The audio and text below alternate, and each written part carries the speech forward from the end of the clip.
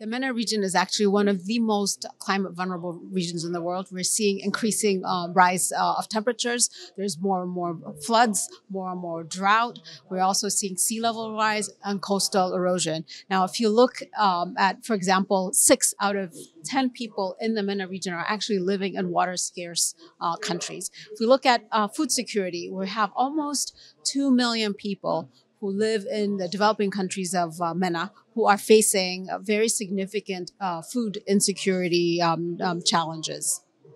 So countries in MENA actually recognize that climate change is a very serious issue, but more and urgent actions are needed. And we at the World Bank are actually working very closely with our country partners in helping them address the risks of climate change. If I take Morocco, for example, Morocco is, we are working with Morocco to invest in their NDCs to help them come up with climate smart policies to repair vulnerable ecosystems like oases, and also to find nature-based solutions to help them address the risk of climate change. In Tunisia, we're doing quite a lot around disaster risk management. We're helping them build both systems and infrastructure that helps to reduce flood risk. We're also helping them with public finance instruments so that almost 1 million eligible people are protected in the event of a future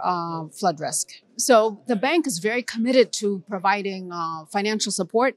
We plan on providing between 2021 and 2025, $10 billion in climate finance. So far, we've already delivered $6 billion in climate finance. So the country climate development report is a very important instrument to help countries identify what climate risks are, and then to use that analysis to come up with very clear actions for mitigating against greenhouse gas emissions, but also helping the country to adapt and become more resilient. It really helps them to prioritize the interventions that need to be made. Yes, in MENA, we've done 7 CCDRs, and interestingly, all of them identify water scarcity as a critical issue, especially when it comes to the use of water in the agriculture sector. And it provides very specific recommendations around, for example, using smart irrigation technologies. How do you reuse wastewater for agriculture production? And how do you also have climate smart agriculture? How do you plant grains and do agricultural production that requires less water? Yes, of course, in order to produce food, agriculture, you need water. But water in MENA is abstracted. You need energy for that, right? And so energy is fuel.